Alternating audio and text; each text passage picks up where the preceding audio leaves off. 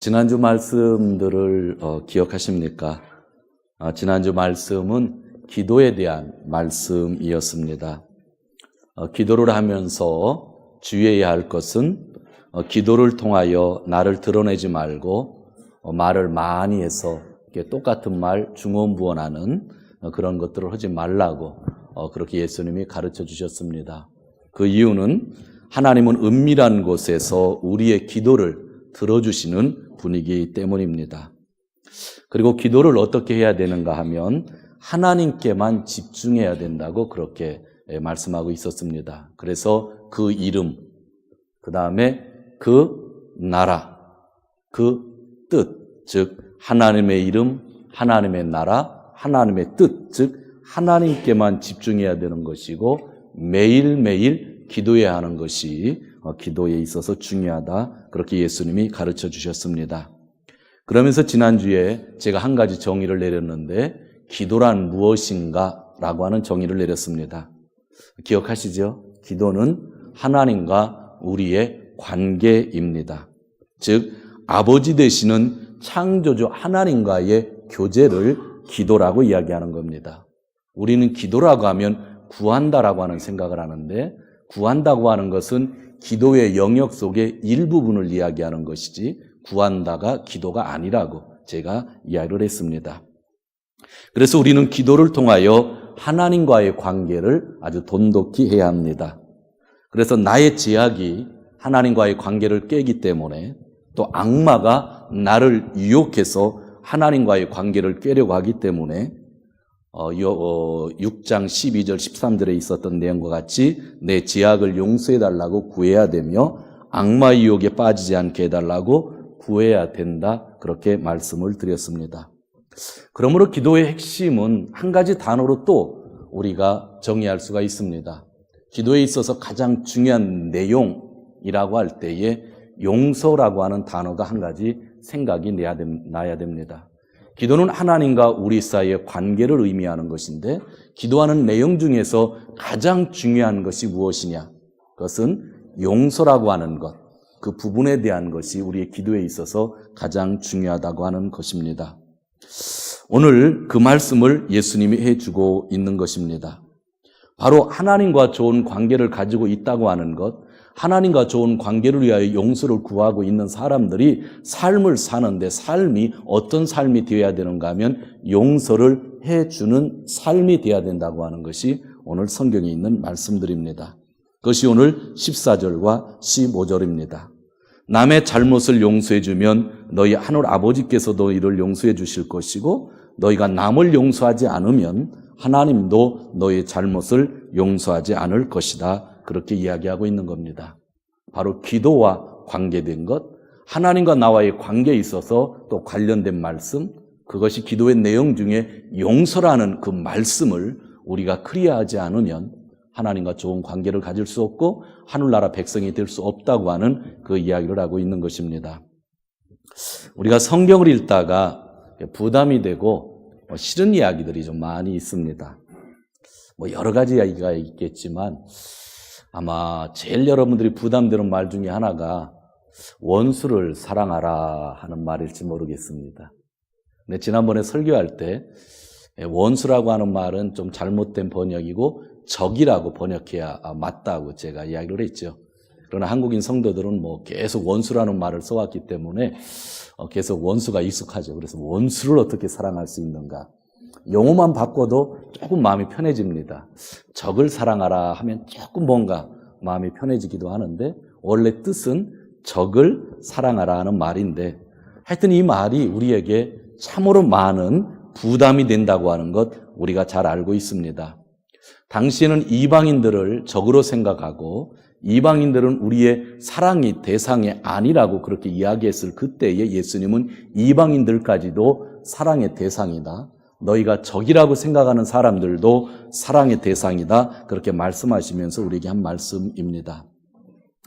사랑할 사람을 정해놓지 말고 모두를 사랑해야 된다고 하는 말씀이죠.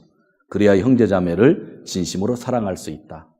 적을 사랑할 수 있어야 네 가까이 있는 이웃들을 진심으로 사랑할 수 있다라고 하는 것이 그 말씀의 핵심입니다.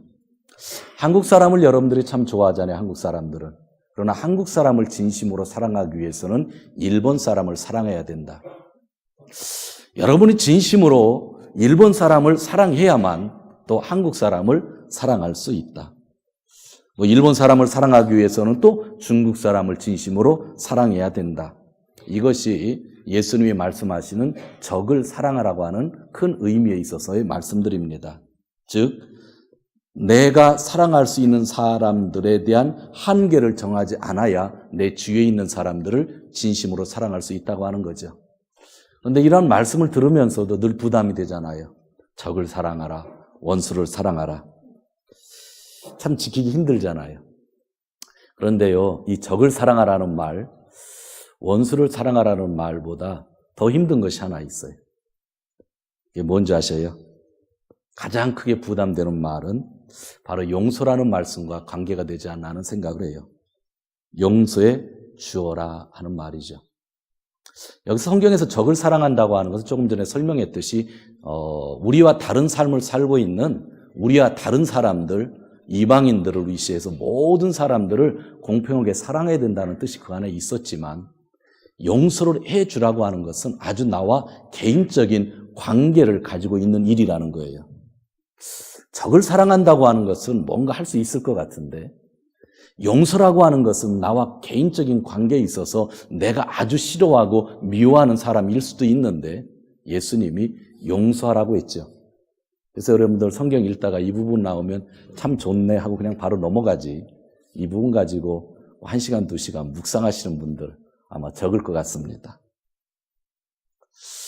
우리는 기도를 통하여 하나님 앞에 용서를 구하지만 나는 나의 삶 속에서 사람들을 잘 용서하지 않기 때문에 이 말씀이 부담이 되는 것이죠. 그렇기 때문에 오늘 이 말씀이 우리에게 가장 강력한데 오늘 예수님이 뭐라고 말씀하셨냐면 내가 용서하지 않으면 하나님께서도 너희를 용서하지 않겠다 한 겁니다. 그래서 강력한 거예요. 여러분 적을 사랑하라 했잖아요. 근데 잘 될 수도 있고 안 될 수도 있죠. 그래서 예수님이 뭐라고 말씀하셨냐면요. 하나님은 적을 사랑하지 못하면 나도 너를 사랑하지 않겠다. 그렇게 성경에서 써 있지 않아요. 뭐라고 말씀하냐면 적을 사랑하라 말씀하시면서 네가 적을 사랑하지 않으면 이방인을 사랑하지 않으면 네가 다른 사람들을 사랑하지 않으면 넌 멸망받을 거다. 그렇게 말씀하지 않았어요. 뭐라고 말씀했냐면 네가 너만 좋아하는 사람만 사랑하면 세상에 예수 믿지 않는 사람들과 똑같지 않느냐. 예수 믿지 않는 사람들도 자기만 좋아하는 사람 사랑한다. 그랬어요. 그러니까 적을 사랑하는 건 당연한 건데 적을 사랑하지 못한다고 해서 하나님이 뭔가 벌칙을 주신 게 아니라 우리를 부끄럽게 하시는 말씀을 주셨어요. 이방인들을 사랑해야 된다. 한국인이 일본 사람을 사랑해야 되고 일본 사람이 한국인을 사랑해야 된다. 일본 사람이 한국 사람과 중국 사람을 사랑해야 된다. 그래야 네가 진짜로 네 옆에 있는 사람들을 사랑할 수 있다.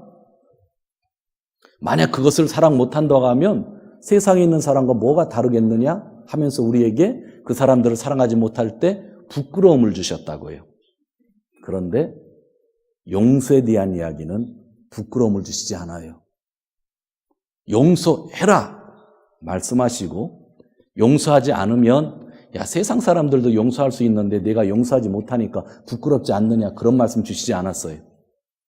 용서하라 하시고 뒤에 나오는 말씀 내가 내 사람들을 용서하지 않으면 하나님도 너를 용서하지 않는다라고 끊으셨어요.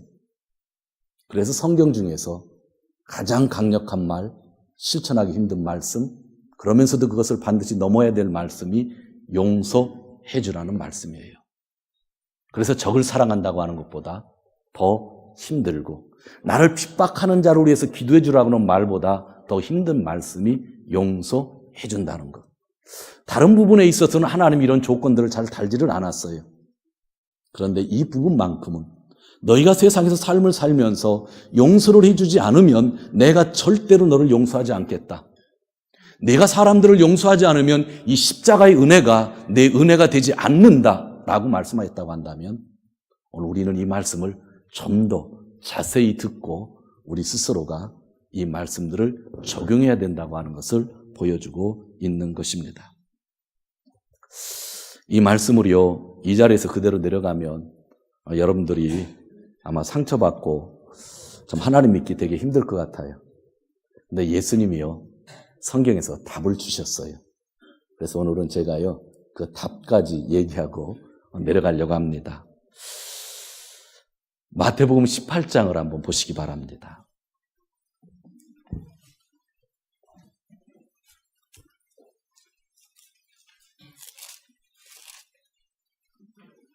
마태복음 18장 21절과 22절, 마태복음 18장 21장과 22절 같이 읽습니다. 그때에 베드로가 예수께 다가와서 말하였다. 주님, 내 형제가 나에게 자꾸 죄를 지으면 내가 몇 번이나 용서하여 주어야 합니까? 7번까지 하여야 합니까? 예수께서 대답하셨다. 7번만이 아니라 70번을 7번이라도 하여야 한다. 아멘. 이 말씀을 하시고 예수님이 23절부터 비유로 말씀해 주셨는데 그것이 35절까지입니다. 그 비유는 제가 설명을 하겠습니다. 한 나라에 어떤 왕이 있었는데 그 왕의 신하가 그 왕에게 빚을 지었습니다. 그런데 1만 달란트의 빚을 지었습니다. 그 신하가 도저히 갚을 능력이 없어서 살려달라고 왕에게 이야기하니까 그 왕이 용서해 주었습니다. 이 신하는 자기 힘으로 갚을 수 없는 1만 달란트의 빚을 왕이 용서해 줌으로 인하여 그는 용서를 받게 되었죠. 궁궐에서 나와서 길을 걸어가고 있는데 자기에게 빚진 사람을 만났습니다. 그 사람은 100데나리온의 빚을 진 사람입니다. 그런데 이 왕의 신하가 그 사람에게 돈을 달라고 이야기합니다. 그때 100데나리온 빚을 진 사람이 나 돈 없는데 언제까지는 내가 갚을 테니까 용서해 달라고 이야기를 합니다. 그런데 그 신하는 그 사람의 청을 들어주지 아니하고 그 사람을 때리고 감옥에 가두었습니다. 주위에 있었던 사람이 왕에게 그것을 고하는 겁니다. 왕이 화가 나서 그 신하를 불러다가 나는 너를 용서해 주었는데 너는 왜 그렇게 용서하지 못했느냐 하면서 그 신하를 감옥에 다시 집어넣게 되는 그러한 비유, 그것이 예수님의 비유입니다. 여기서 우리에게 예수님이 전해주시고자 하시는 것은 내가 1만 달란트 빚진 사람이라고 하는 겁니다. 1만 달란트. 내가 1만 달란트 빚을 졌는데 예수님이 십자가의 피로써 나를 용서해 주셨다고 하는 겁니다. 그런데 1만 달란트 은혜를 받은 사람이 100데나리온의 빚을 탕감해 주지 못한 것에 대해서 문제를 삼고 있습니다. 1달란트가 어느 정도의 돈인지 여러분들 아십니까? 15년의 연봉을 이야기합니다. 1달란트는 1년 연봉이 300만 원에서 700만 원이라고 한다면 300만 원을 15년을 곱하면 4,500만 원이 되고 700만 원을 15년 곱하면 1억 500만 원이 됩니다. 이것을 1만 배를 곱하면 얼마가 되냐면 4,500억 엔에서 1조억 엔이 됩니다.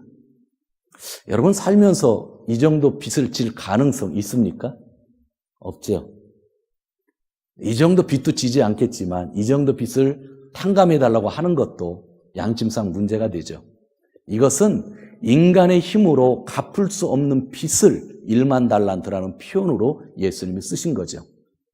우리의 죄의 삭선 사망인데 세상에 1조억 엔이라고 하는 돈을 가지고 와도 우리의 죄의 문제를 해결할 수 없을 때에 하나님이 해결해 주셨다고 하는 그 은혜, 그걸 너희가 받고 있다고 하는 이야기죠. 100데나리온은 오늘날 한 100만 엔 정도 되는 돈입니다. 100만 엔.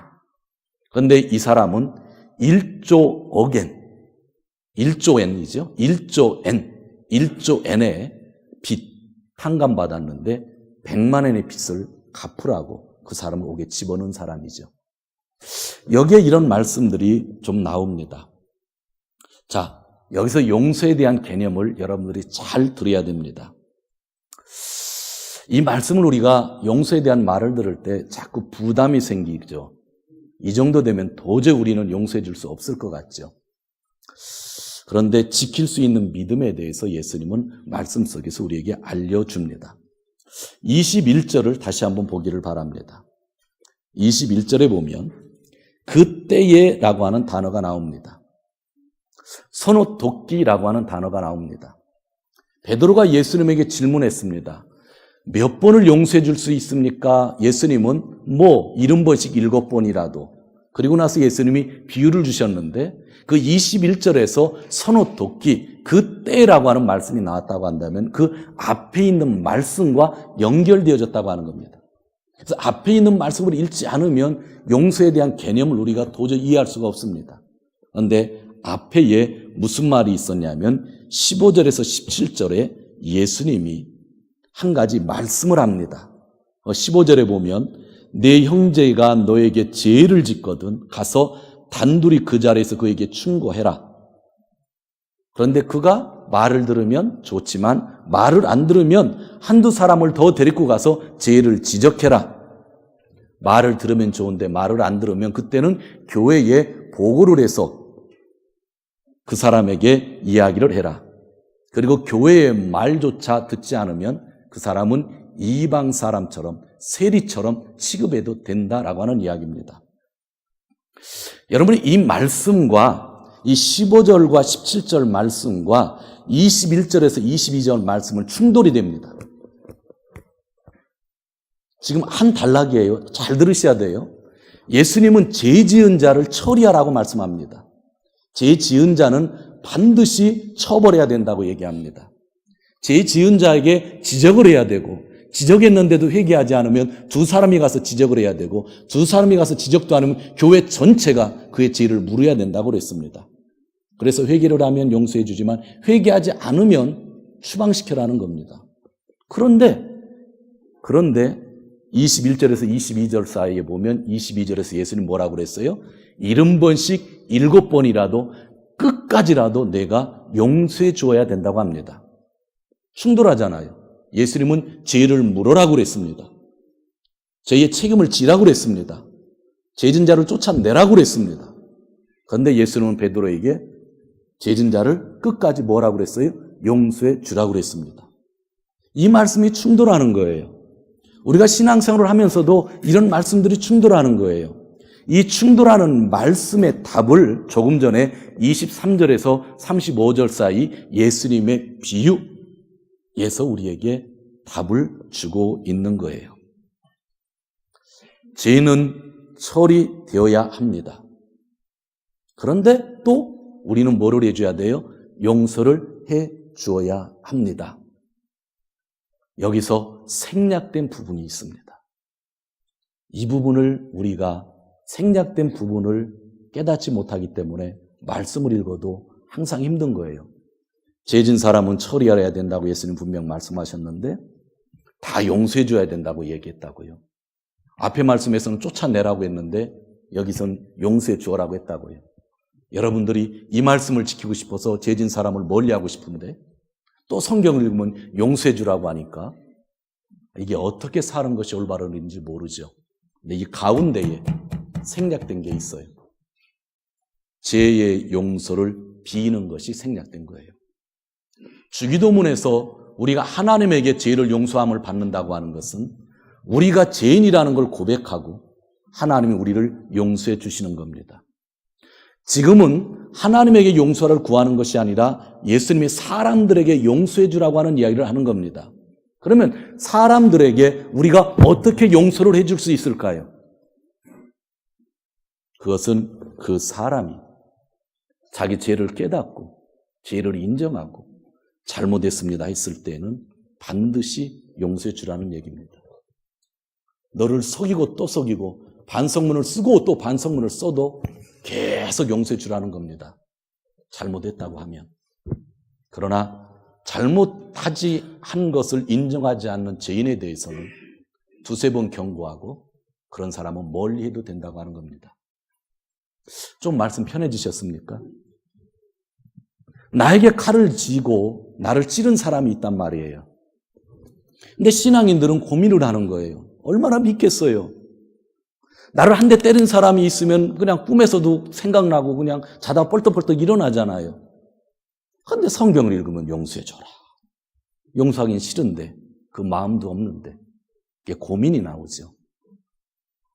용서할 마음을 구하는 것 참 중요하겠지만 문제는 그 찌른 사람이 보상을 100만 원도 못하고 10만 원도 못하고 만 원도 못하고 가난한 사람이라 나는 당신에게 보상할 것은 없지만 진짜 내가 실수했습니다. 내가 잘못했습니다.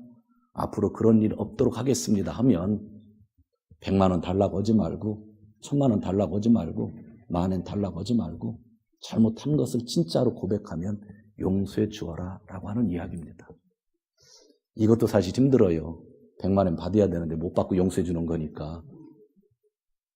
예수님 말씀하신 것은 그것을 얘기하는 거예요.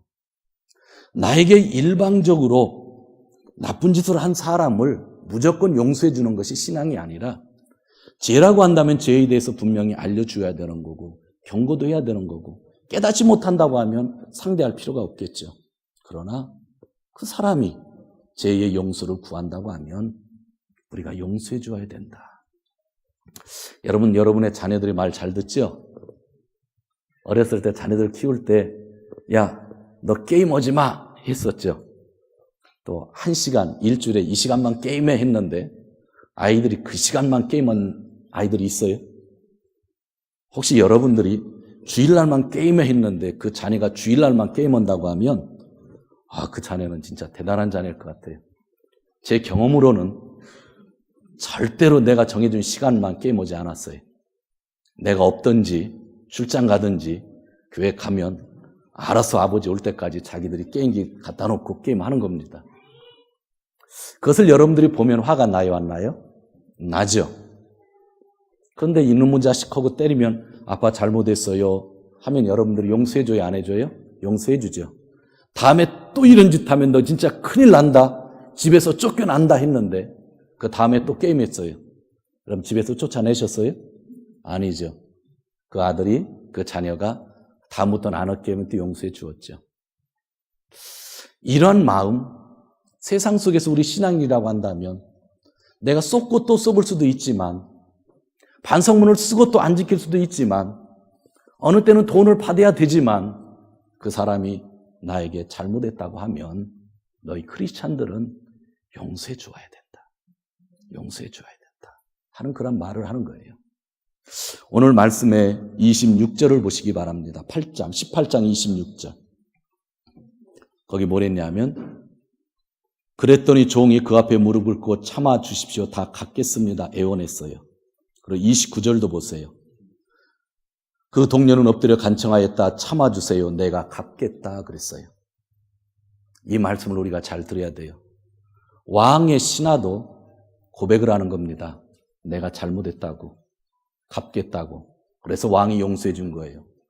근데 진짜 문제는 그 신하의 친구도 신하의 친구에게 내가 잘못했다, 내가 갚겠다 했는데 그 신하가 용서를 안 해준 거예요. 그런데 예수님은 거기에서 너희가 크리스찬이라고 한다면 용서해 주어야 된다고 하는 그러한 말씀을 하고 있는 겁니다. 자기 잘못을 인정하지 않는 자에게 우리는 용서해 줄 수 없습니다. 그래서 오늘 말씀 속에서 우리가 배워야 되는 것이 있어요. 여러분들이 A라는 사람과 B라는 사람이 있는데 서로가 저 사람이 잘못했다고 하는 말을 기다릴 때도 있겠죠. 그렇죠? 그럴 때는 상대방을 위해서 기도해 주는 수밖에 없어요. 그러나 내가 먼저 이것이 내 잘못이라고 생각나면 오늘 말씀을 보면 용서해 주는 것보다 더 앞서는 행위가 하나 있어요. 그거는 잘못했다고 고백하는 거예요. 이 말씀이 생략됐다고요. 우리는 용서를 해주려는 말만 가지고 자꾸 묵상을 해요. 근데 그 앞에 생략된 말이 있어요.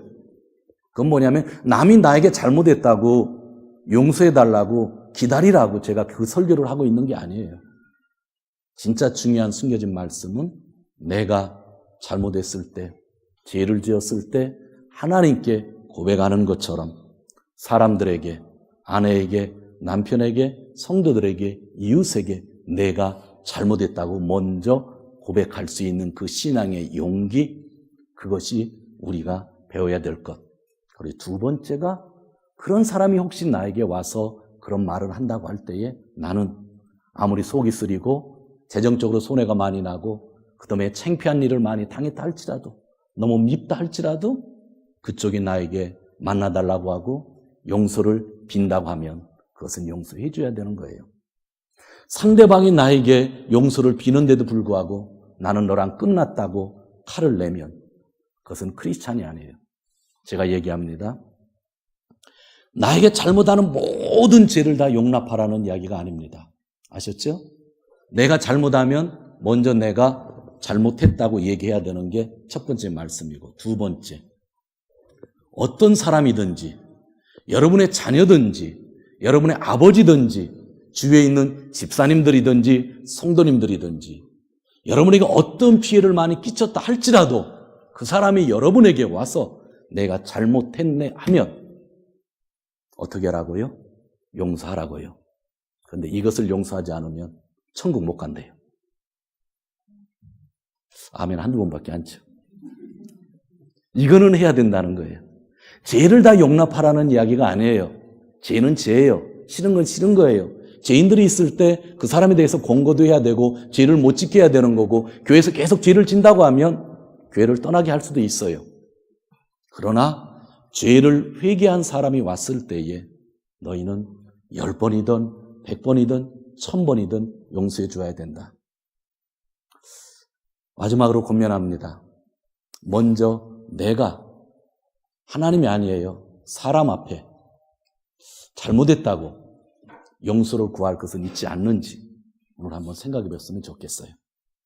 내 아내에게, 내 남편에게, 내 부모에게, 내 자녀에게, 옆에 있는 분에게 내가 먼저 잘못했다고, 진짜 내가 잘못한 일이 있어서 구해야 될 것이 있는지 없는지 이번 일주일 우리가 생각했으면 좋겠어요.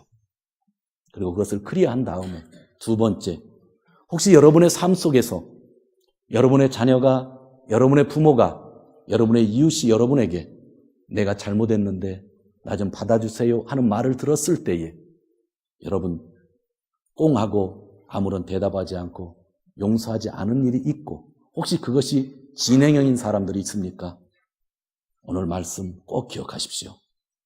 오늘 집에 가서 전화를 들고 네가 지난번에 나에게 사과했는데 내가 용서해 주겠다, 너랑 화해하겠다, 반드시 전화하십시오.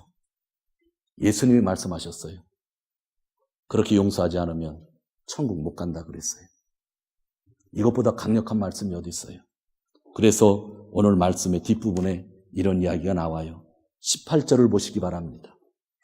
다 연결된 말씀이에요. 내가 진정으로 너에게 말한다. 무엇이든지, 18장 18절, 너희가 땅에서 매는 것은 하늘에서도 매일 것이요 땅에서 푸는 것은 하늘에도 풀릴 것이다. 너희가 땅에서 용서하지 못하면 하늘에서도 용서함을 받지 못할 거고 매이고, 너희가 땅에서 용서해서 풀어지면 하늘에서도 용서함으로 풀어질 것이라는 뜻이에요. 이 뜻이 그거예요. 오늘 본문 속에서 주어진 거죠. 19절과 20절에 뭐라고 돼 있어요? 19절, 내가 진정으로 거듭 너희에게 말한다. 땅에서 너희 가운데 두 사람이 합심하여 무슨 일든지 구하면 하늘에 계신 너희 아버지께서 다 이루어 주실 것이고, 20절, 두세 사람이 내 이름을 모여 있는 곳에 거기에 있을 것이다. 우린 지금까지 이 말씀을 그냥 두세 사람이 모인 것이 교회라고 하는 의미로만 생각했어요. 맞는 이야기예요. 그러나 그것보다 더 중요한 메시지예요. 오늘 전체적인 용서라는 본문 안에 있는 메시지예요. 이 말은 뭐냐면 용서를 빌고 용서를 해주는 사람, 두세 사람이 있는 그곳이 바로 천국이고 그곳에 내가 있겠다라고 하는 이야기예요. 단순히 여러분이 두세 사람이 모인 곳에 하나님이 있겠다, 내 이름을 두겠다고 하는 이야기가 아니라 내가 용서를 빌고 용서를 해주고 하는 사람, 진짜 화해가 이루어진 곳이 있다고 한다면 두세 사람만 모여도 그것은 완벽한 하나님의 교회이며 하나님이 그곳에 내가 평생 자정하겠다고 하는 그런 말씀이라고 하는 것. 성도 여러분, 저도 부족하고 여러분도 부족합니다. 하나님께 우리는 이미 모든 죄를 고백했지만 하나님은 그것으로 부족하다고 합니다. 그 용서를 받기 위해서 우리가 해야 할 일이 있다. 내가 용서를 구할 일이 있으면 먼저 신앙인으로서 용서를 구했으면 좋겠다. 그리고 중요한 거, 상대방이 나에게 잘못했습니다 하면 다 용서해 주세요. 고민하지 말고요. 용서해 주세요. 용서해 주셔야요, 하늘나라가 우리의 것이 됩니다. 상대방이 나에게 잘못했습니다도 얘기했는데도 계속 꽁하고 내 마음을 열지 않는다고 하면 하나님이 얼마나 슬퍼하시겠어요. 사랑하는 성도 여러분, 이것이 바로 십자가의 자리입니다. 용서를 구하고 용서를 해주는 자리가 십자가의 자리죠. 그래서 그곳에 예수님이 계시겠다고 말씀하셨습니다. 여기에 십자가의 메시지가 있습니다. 오늘도 용서에 대한 이 십자가의 메시지를 가지시고 승리하시며 사시는 귀한 성도님들 되시기를 주님의 이름으로 축원드립니다.